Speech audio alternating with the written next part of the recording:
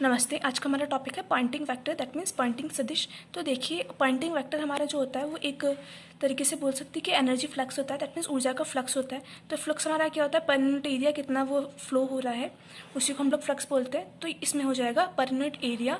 Area कैसा होगा, perpendicular होगा एनर्जी फ्लो के, उससे कितनी अमाउंट ऑफ एनर्जी पास हो रही है उसी को हम लोग बोलेंगे पॉइंटिंग वेक्टर।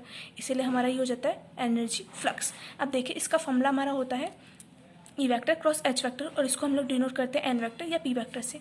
तो हमारा हो जाएगा Poynting vector 1/μ E vector cross B vector के इक्वल। तो देखिए, यदि हमारा जो इलेक्ट्रोमैग्नेटिक वेव्स है वो एक्स डायरेक्शन में प्रोपेगेट हो रही है, मतलब एक्स दिशा में के अनुदिश संचरण कर रही है, तो विद्युत चुंबकीय तरंगों का जो ऊर्जा फ्लक्स होगा हमारा वो क्या हो जाएगा, E vector cross H vector.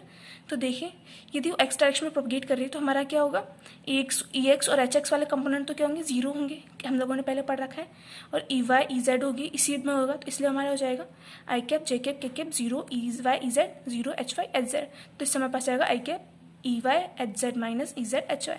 अब देखिए, क्योंकि हमें पता है कि ई वाई जो होता था हमारा वो बी जेड वी के इक्वल होता था, तो ये जो है H Z root of mu upon epsilon के इक्वल। वैसे ई जेड जो होता है हमारा B Y minus B Y V के इक्वल होता है, तो वी हमारा 1 रूट ऑफ म्यू एप्सिलॉन होता है, राइट।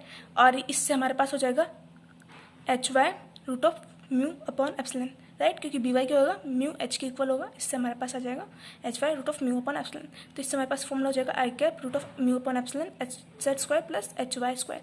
तो इससे आ जाएगा आई cap root of mu upon epsilon H square. तो root of mu upon epsilon क्या होता है हमारे पास, ईटा के इक्वल होता है, राइट।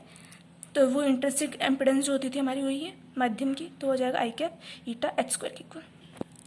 तो देखिए, हमारे पास ईटा जो होता है root of mu upon epsilon के इक्वल होता है, बी स्क्वायर जो होता है E square upon V square के इक्वल होता है, वी स्क्वायर होता है अपना 1/μ ही होता है, और एच जो होता है हमारा बी अपॉन म्यू के इक्वल होता है, और 1/μ। इससे देखिए, इससे हम लोग बोल सकते हैं 1/μ एप्सिलॉन क्या होगा, एप्सिलॉन वी के इक्वल होगा। इस वजह से हमारे पास क्या आएगा, इसके अंदर हम लोग सारी चीज़ें रखेंगे। तो सबसे पहले हम लोगों ने क्या किया, देखिए, ईटा की जगह पर रख दिया root of mu upon epsilon, right, और एच की जगह पर हम लोगों ने रख दिया बी अपॉन म्यू।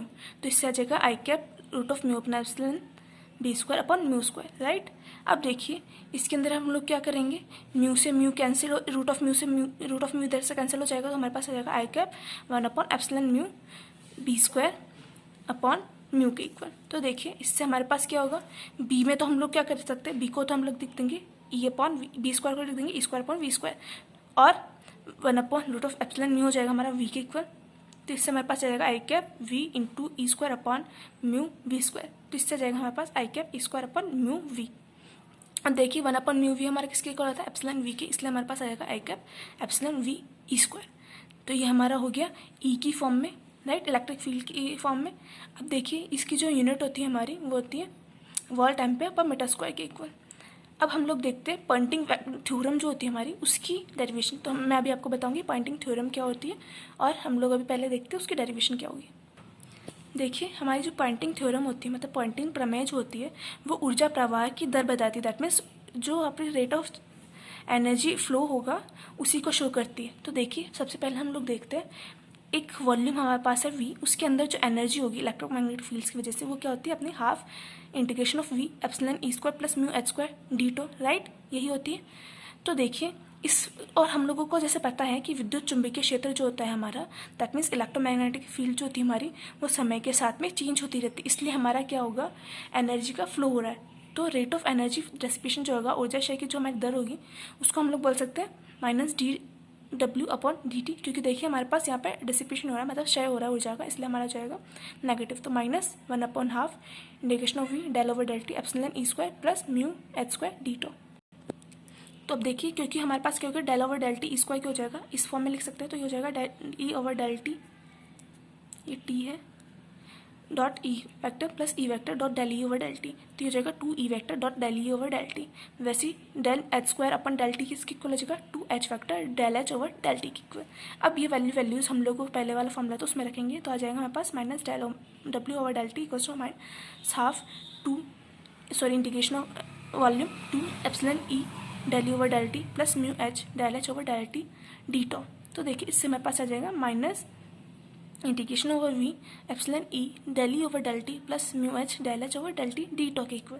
अब देखिए, हम लोगों को पता है कि मैक्सवेल की थर्ड इक्वेशन क्या होती है हमारी, del cross E equals to minus del B over del T, तो ये हो जाएगा mu minus mu del H over del t equal.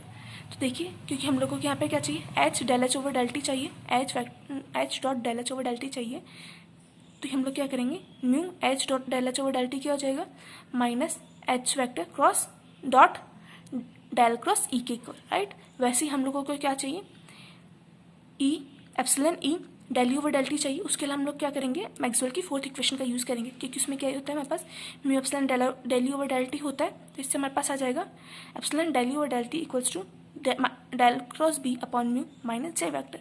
इससे हो जाएगा del cross H vector minus G vector. तो हम लोग क्या करेंगे, ये क्या हो जाएगा, epsilon E vector dot del you over del T क्या हो जाएगा, E vector dot del cross H minus E vector dot J vector. तो हम लोग क्या करेंगे, ये तीनों वैल्यूज़ जो है, इन दोनों की जो वैल्यूज़ है हम लोग उस ये ऊपर वाली जो इक्वेशन है उसमें रख देंगे। तो इससे हमारे पास क्या आएगा, देखिए minus del B over del T equals to integration over d E vector dot J vector minus E vector dot del cross H plus H vector dot del cross E d tau हो जाएगा। तो देखिए हमारे पास ये दोनों एक terms है। अब इसको हम लोग थोड़ा सिंप्लीफाई कर सकते हैं। उसके लिए हम क्या करेंगे, del dot E cross H होता है हमारा, वो क्या होता है H vector dot del cross E minus E vector dot del cross H होता है। इस वजह से हमारे पास क्या हो जाएगा, डेल डब्ल्यू ओवर, इस दोनों की जगह हम लोग देंगे ये वाला, तो इससे हमारे पास हो जाएगा minus del W over del T equals to volume integral of E vector dot J vector plus del dot E vector cross H vector D tau. तो देखिए इसमें हमारे पास E vector cross H vector क्या होता है, हमारे पास Poynting सदिश होता है, राइट, पॉइंटिंग वेक्टर होता है, इसलिए हमारी इक्वेशन ये बन जाएगी। अब देखिए ये जो हमारी इक्वेशन है वही पॉइंटिंग थ्योरम बताती है मेनली। इसमें क्या होगा कि E vector dot J vector D tau, तो हमारे पास क्या होता है, rate at which field do work on a charge particle और ऑब्जेक्ट, चार्ज ऑब्जेक्ट के ऊपर फील्ड जो काम करती है वो तो हमारा ये होता है, और डेल डॉट पी होता है हमारा rate of flow of energy. तो देखिए हमारे पास क्या होगा, minus del W over del T क्या था हमारा, रेट ऑफ एनर्जी ट्रांसफर। तो जितनी एनर्जी ट्रांसफर हमारी हो रही है उसमें से कुछ एनर्जी तो हमारी क्या होती है कि फील्ड्स यूज़ करती है चार्ज पार्टिकल्स पे, चार्ज पार्टिकल्स के ऊपर वर्क करने में जो फील्ड यूज़ करती है वो वाली होती है, प्लस ये जो होता है एनर्जी का फ्लो होता है, तो इससे हमारी होती है रेट ऑफ एनर्जी ट्रांसफर। तो इसलिए हो जाएगा minus del W over del T equals to integration of E vector dot G vector D tau plus del dot P d tau. तो देखिए इसको हम लोग law of conservation of energy बोल सकते हैं, ऊर्जा संरक्षण का नियम, क्योंकि हमारे क्या हो रही है, जितनी एनर्जी हमारी निकल रही है वो उसमें से कुछ एनर्जी तो फील्ड्स यूज़ कर रही है चार्ज पार्टिकल्स पे वर्क करने के लिए, और कुछ जो हो रही है हमारी आगे फ्लो हो रही है, तो ये हमारा ऊर्जा संचरण हो रहा है इसके अंदर। तो इसीलिए हम लोग क्या होती है, पॉइंटिंग थ्योरम की जो हमारी स्टेटमेंट होगा वो ये हो जाएगा, rate of energy transfer per unit volume from a region of space, मतलब किसी विशिष्ट आयतन टॉ से प्रति एकांक समय में जो विद्युत ऊर्जा की कमी हो रही है उसमें से वो इक्वल होती है rate of work done on a charge distribution plus energy flux leaving that region. That means rate of work done on a charge distribution मतलब एक प्रति एकांक समय में जो क्षेत्रफल है उनके द्वारा किया गया कार्य plus energy flux leaving that region, मतलब वो प्रति एकांक समय में बाहर की ओर प्रवाहित जो फ्लक्स होगा हमारा उसके सम के बराबर होता है, राइट। तो ये दोनों हमारा हो गया। ये देखिए ये हमारी होती है पॉइंटिंग थ्योरम। अब देखिए उससे हम लोग इक्वेशन ऑफ कंटिन्यूटी मतलब सातत्य समीकरण भी लिख सकते हैं। इसमें हमारा क्या होगा, उसको हम लोगों ने क्या किया, डिफरेंशियल फॉर्म में लिखा, बस वो हमारी इंटीग्रल फॉर्म थी, उसको हम लोग डिफरेंशियल फॉर्म लिखेंगे तो हो जाएगा minus del you over del T equals to E vector dot J vector plus del dot P vector.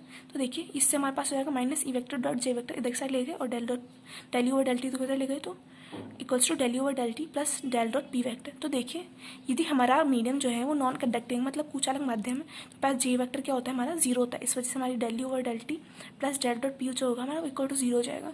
ये होता है हमारा कंटिन्यूटी इक्वेशन मतलब सातत्य समीकरण, जहाँ पे यू होता है हमारा वॉल्यूम डेंसिटी कंजर्व क्वांटिटी की और पी जो होता है हमारा वो करंट डेंसिटी मतलब धारा घनत्व होता है।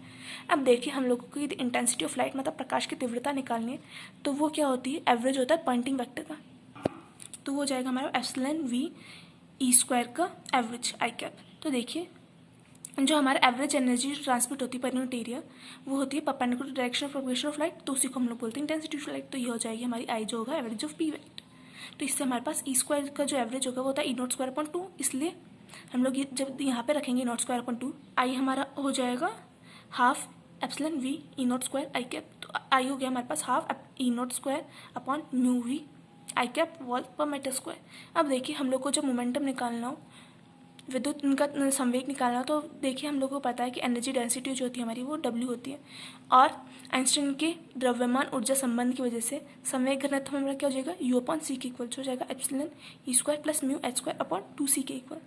अब हम लोगों को यदि P और स्मॉल p और कैपिटल P के बीच में रिलेशन निकालना है, दैट मीन्स संवेग और पॉइंटिंग सदिश के बीच में वो निकालना है रिलेशन, तो हमारा क्या होगा, P जो होता है U अपॉन C आई कैप के इक्वल होगा, epsilon E square upon C आई कैप के इक्वल होगा, राइट। अब देखिए इससे हमारे पास क्या हो जाएगा, epsilon E square upon C है, तो अब हमारा P वेक्टर क्या होता है, आई cap epsilon C E square होता है, इसलिए हमारे पास क्या हो जाएगा,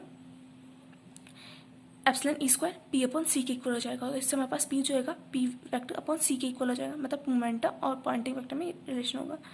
अब इसको हम लोग कर सकते हैं E vector cross H vector upon C square, तो इससे हमारे पास हो जाएगा E vector cross P vector upon mu C square.